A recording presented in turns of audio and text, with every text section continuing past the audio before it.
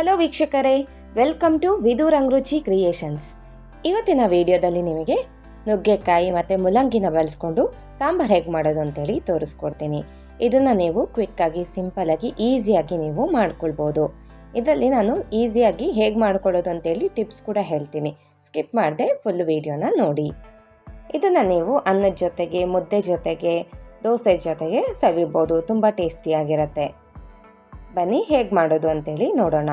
ಮೊದಲಿಗೆ ನಾನು ಒಂದು ಕುಕ್ಕರ್ ತೊಗೊಂಡಿದ್ದೀನಿ. ಕುಕ್ಕರ್ಗೆ ನಾನು ಒಂದು 5 ಇಡಿ ಆಗೋಷ್ಟು ಬೇಳೆನ ಹಾಕ್ಕೊಳ್ತಾ ಇದ್ದೀನಿ. ಅಂದರೆ ನೀವು ಒಂದು ಇಡಿನ ಒಬ್ಬರಿಗೆ ಅಂತ ಲೆಕ್ಕ ಹಾಕ್ಕೊಂಡು ಹಾಕ್ಕೊಳ್ಬೋದು. ಅಂದರೆ ಒಂದು ಬೌಲ್ ಅಷ್ಟು ನಾನು ಹಾಕ್ಕೊಂಡಿದ್ದೀನಿ. ಇದನ್ನು ನಾನು ಒಂದು 2ರಿಂದ 3 ಬಾರಿ ಚೆನ್ನಾಗಿ ತೊಳ್ಕೊಂಡಿದ್ದೀನಿ.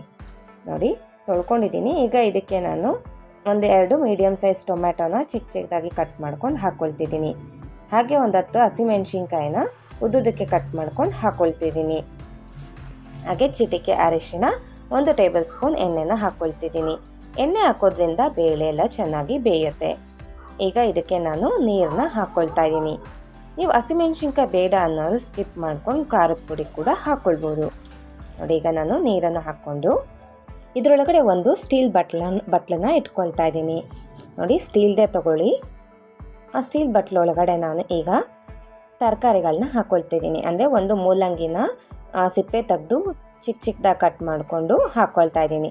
ಹಾಗೆ ಒಂದು 2 ನುಗ್ಗೆಕಾಯಿನ ನಾನು ಇಷ್ಟಿಷ್ಟುದ್ದ ನೋಡ್ತಿರ್ಬೋದು, ಆ ಥರ ಉದ್ದಕ್ಕೆ ಕಟ್ ಮಾಡಿಕೊಂಡು ಅದ್ರ ಮೇಲಿರೋ ನಾರನ್ನ ತೆಗೆದುಕೊಂಡು ಹಾಕ್ಕೊಳ್ತಿದ್ದೀನಿ. ಹಾಗೆ ಒಂದು 2 ಚಿಕ್ಕ ಆಲೂಗಡ್ಡೆನ ಸಿಪ್ಪೆ ತೆಗೆದು ಚಿಕ್ಕ ಚಿಕ್ಕದಾಗಿ ಕಟ್ ಮಾಡ್ಕೊಂಡು ಹಾಕ್ಕೊಳ್ತಾ ಇದ್ದೀನಿ. ಹಾಗೆ ಇದಕ್ಕೆ ನಾನು ತರಕಾರಿ ಬೇಯೋದಕ್ಕೆ ಎಷ್ಟು ಉಪ್ಪು ಬೇಕು ಅಷ್ಟು ಮಾತ್ರ ಹಾಕ್ಕೊಂಡು ನೀರು ಹಾಕ್ಕೊಳ್ತಾ ಇದ್ದೀನಿ. ಇದು ಕುಕ್ಕರ್ ಲಿಡ್ ಕ್ಲೋಸ್ ಮಾಡಿಕೊಂಡು ನಾನು ಕೂಗಿಸ್ಕೊಳ್ತೀನಿ. ನೀವು ಬಟ್ಲಿಗೆ ನೀರು ಹಾಕೋ ಸ್ಕಿಪ್ ಕೂಡ ಮಾಡ್ಕೊಳ್ಬೋದು. ಯಾಕೆಂದರೆ ಬೇಳೆಗೆ ಹಾಕಿರ್ತೀವಲ್ಲ, ಅದೇ ಅದರೊಳಗಡೆ ಬಂದು ಚೆನ್ನಾಗಿ ಬೇಯ್ಕೊಳ್ಳುತ್ತೆ. ನಾನು ಸ್ವಲ್ಪ ಹಾಕ್ಕೊಂಡಿದ್ದೀನಿ. ಈಗ ನಾನು ಗ್ಯಾಸ್ ಅಂಟಿಸ್ಕೊಂಡು ಕುಕ್ಕರ್ನ ಇಟ್ಕೊಂಡು ಒಂದು 3 ವಿಸಿಲ್ ಕೂಗಿಸ್ಕೊಳ್ತೀನಿ.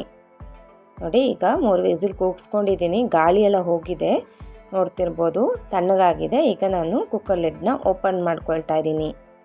ನೋಡಿ ಎಷ್ಟು ಚೆನ್ನಾಗಿ ಬೇಳೆ ತರಕಾರಿ ಎಲ್ಲ ಬೆಂದಿದೆ ಅಂತ.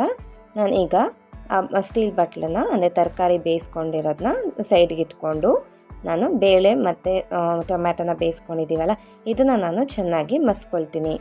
ಅಂದರೆ ಬೇಳೆನೆಲ್ಲ ಚೆನ್ನಾಗಿ ನಾನು ಸ್ಮ್ಯಾಶ್ ಮಾಡ್ಕೊಳ್ತೀನಿ. ನೋಡಿ, ಈ ಥರ ಮಾಡೋದ್ರಿಂದ ನಿಮಗೆ ಬೇಗ ಸಾಂಬಾರು ರೆಡಿ ಆಗಿಬಿಡತ್ತೆ. ತರಕಾರಿ ಮತ್ತು ಬೇಳೆನ ನೀವು ಸಪ್ರೇಟ್ ಬೇಯಿಸ್ಕೊಳ್ಳೋ ಬದಲು ಈ ಥರ ಒಂದರಲ್ಲೇ ಬೇಯಿಸ್ಕೊಳ್ಳೋದ್ರಿಂದ ನಿಮಗೆ ಕ್ವಿಕ್ಕಾಗಿ, ಈಸಿಯಾಗಿ ಆಗೋಗ್ಬಿಡುತ್ತೆ ಸಾಂಬಾರು.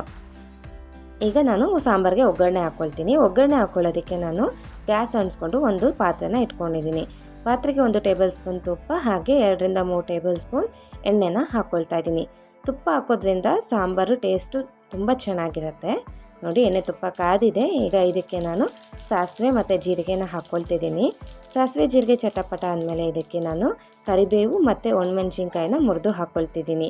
ಹಾಗೆ ಇದಕ್ಕೆ ನಾನು ಒಂದು 5ರಿಂದ 6 ಬೆಳ್ಳುಳ್ಳಿನ ಜಜ್ಜಿ ಹಾಕ್ಕೊಳ್ತಾ ಇದ್ದೀನಿ.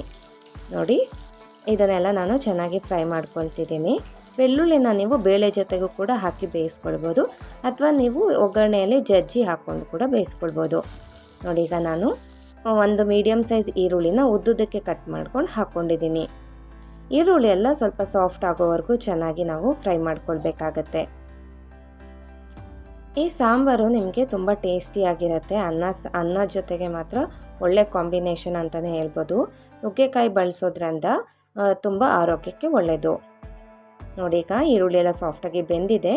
ಇದಕ್ಕೆ ನಾನು ಮಸ್ತ್ ಇಟ್ಕೊಂಡಿದ್ನಲ್ಲ ಬೇಳೆ ಟೊಮ್ಯಾಟೋನ, ಅದನ್ನು ಹಾಕ್ಕೊಂಡು ಚೆನ್ನಾಗಿ ಮಿಕ್ಸ್ ಮಾಡ್ಕೊಳ್ತಾ ಇದ್ದೀನಿ. ಈಗ ಇದಕ್ಕೆ ನಾನು ತರಕಾರಿ ಬೇಯಿಸ್ಕೊಂಡಿರೋದು ಕೂಡ ಹಾಕ್ಕೊಳ್ತಿದ್ದೀನಿ. ನಿಮಗೆ ನೀರೇನಾದ್ರು ಜಾಸ್ತಿ ಅನಿಸ್ತು ಅಂದರೆ ಸ್ವಲ್ಪ ತಕ್ಕೊಳ್ಳಿ. ನೀರು ತರಕಾರಿಯಲ್ಲಿರುತ್ತಲ್ವ, ನೀರು ತೆಗೆದಿಟ್ಕೊಳ್ಳಿ. ಗಟ್ಟಿ ಇತ್ತು ಅಂದರೆ ನಿಮಗೆ ಯಾವ ಕನ್ಸಿಸ್ಟೆನ್ಸಿಗೆ ಬೇಕು ಆ ಕನ್ಸಿಸ್ಟೆನ್ಸಿಗೆ ನೀರು ಮಿಕ್ಸ್ ಮಾಡಿಕೊಂಡು ಇದನ್ನು ಕುದಿಸ್ಕೊಳ್ಬೋದು. ಈಗ ಇದಕ್ಕೆ ನಾನು ರುಚಿಗೆ ತಕ್ಕಷ್ಟು ಉಪ್ಪನ್ನು ಹಾಕ್ಕೊಳ್ತಿದ್ದೀನಿ. ಹಾಗೆ ಇದಕ್ಕೆ ನಾನು ಒಂದು 2 ಟೇಬಲ್ ಸ್ಪೂನ್ ಸಾಂಬಾರು ಪುಡಿನ ಹಾಕ್ಕೊಳ್ತಿದ್ದೀನಿ. ಇದು ಮನೇಲೇ ಮಾಡಿರೋವಂಥದ್ದು, ಅದಕ್ಕೋಸ್ಕರ ನಾನು ಒಂದು 2 ಟೇಬಲ್ ಸ್ಪೂನ್ ಹಾಕ್ಕೊಳ್ತಿದ್ದೀನಿ. ನೋಡಿ, ಈಗ ಇದನ್ನೆಲ್ಲ ನಾನು ಚೆನ್ನಾಗಿ ಮಿಕ್ಸ್ ಮಾಡಿಕೊಂಡು ಇದಕ್ಕೆ ನಾನು ಸ್ವಲ್ಪ ಬೆಲ್ಲ ಹಾಕ್ಕೊಳ್ತಿದ್ದೀನಿ.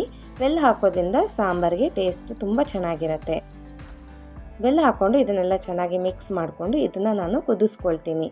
ಇದೆಲ್ಲ ಚೆನ್ನಾಗಿ ಕುದಿಬೇಕು. ನಿಮಗೆ ಈ ನೊರೆ ಎಲ್ಲ ಹೋಗಬೇಕು. ನೋಡಿ ಮೇಲೆ ನೊರೆ ಎಲ್ಲ ಇದೆಯಲ್ಲ, ನೊರೆ ಎಲ್ಲ ಹೋಗೋವರೆಗೂ ಚೆನ್ನಾಗಿ ಕುದಿಸ್ಕೊಳ್ಳಿ. ಇದಕ್ಕೆ ನೀವು ಬೇರೆ ತರಕಾರಿಗಳನ್ನು ಕೂಡ ಬಳಸ್ಕೋಬೋದು. ಅಂದರೆ ಬದನೆಕಾಯಿ ಹಾಕ್ಕೊಳ್ಬೋದು ಅಥವಾ ಕ್ಯಾರೆಟು ಹುಳ್ಳಿಕಾಯಿನೂ ಕೂಡ ಹಾಕ್ಕೊಂಡು ಮಾಡ್ಕೊಳ್ಬೋದು. ನಾನಿಲ್ಲಿ ಮೂಲಂಗಿ ಮತ್ತು ನುಗ್ಗೆಕಾಯಿನ ಮಾತ್ರ ಹಾಕ್ಕೊಂಡಿದ್ದೆ. ನೋಡಿ ಈಗ ಇದಕ್ಕೆ ನಾನು ಚಿಕ್ಕದಾಗಿ ಕಟ್ ಮಾಡ್ಕೊಂಡಿರುವ ಕೊತ್ತಂಬರಿ ಸೊಪ್ಪನ್ನ ಹಾಕ್ಕೊಂಡು ಮಿಕ್ಸ್ ಮಾಡಿಕೊಂಡು ಇನ್ನೊಂದು 2 ನಿಮಿಷ ಇದನ್ನು ಚೆನ್ನಾಗಿ ಕುದಿಸ್ಕೊಳ್ತೀನಿ. ನೋಡ್ತಿರ್ಬೋದು ಸಾಂಬಾರು ಎಷ್ಟು ಬೇಗ ಕ್ವಿಕ್ಕಾಗಿ ಆಗಿದೆ ಅಂತ ಹೇಳಿ. ನೀವು ಕೂಡ ಇದನ್ನು ಮನೆಯಲ್ಲಿ ಟ್ರೈ ಮಾಡಿ, ಹೇಗೆ ಬಂತು ಅಂತೇಳಿ ಕಮೆಂಟ್ ಮಾಡಿ. ನೋಡಿ ಈಗ ಎಲ್ಲ ಚೆನ್ನಾಗಿ ಸಾಂಬಾರು ಕುದ್ದಿದೆ, ರೆಡಿ ಆಗಿದೆ. ಈಗ ನಾನು ಗ್ಯಾಸ್ ಸ್ಟವ್ ಆಫ್ ಮಾಡ್ಕೊಳ್ತಿದ್ದೀನಿ. ನಾನಿವತ್ತು ಸಾಂಬಾರನ್ನ ಅನ್ನದ ಜೊತೆಗೆ ಸರ್ವ್ ಮಾಡ್ಕೊಳ್ತಾ ಇದ್ದೀನಿ. ನೀವು ಮುದ್ದೆ ಜೊತೆಗೂ ಸರ್ವ್ ಮಾಡ್ಕೊಳ್ಬೋದು, ದೋಸೆ ಜೊತೆಗೂ ಕೂಡ ಚೆನ್ನಾಗಿರತ್ತೆ. ನೀವು ಈ ರೀತಿ ಸಾಂಬಾರನ್ನ ಮನೆಯಲ್ಲಿ ಟ್ರೈ ಮಾಡಿ, ಹೇಗೆ ಬಂತು ಅಂತೇಳಿ ಕಮೆಂಟ್ ಮಾಡಿ. ಈ ವಿಡಿಯೋ ಮೂಲಕ ಮಾಡಿ ತೋರಿಸಿರುವ ಮೂಲಂಗಿ ಮತ್ತು ನುಗ್ಗೆಕಾಯಿ ಸಾಂಬಾರು ನಿಮ್ಮೆಲ್ರಿಗೂ ಇಷ್ಟ ಆಗಿದೆ ಅಂತ ಅಂದ್ಕೊಂಡಿದ್ದೀನಿ. ಇಷ್ಟ ಆಗಿದರೆ please like, share and subscribe. ಇದೇ ಥರ ಒಳ್ಳೊಳ್ಳೆ ಈಸಿ, ಟೇಸ್ಟಿ ಆ್ಯಂಡ್ ಹೆಲ್ತಿ ರೆಸಿಪೀಸ್ಗೋಸ್ಕರ ನಮ್ಮ ಚಾನಲ್ನ ಫಾಲೋ ಮಾಡಿ. Thank you.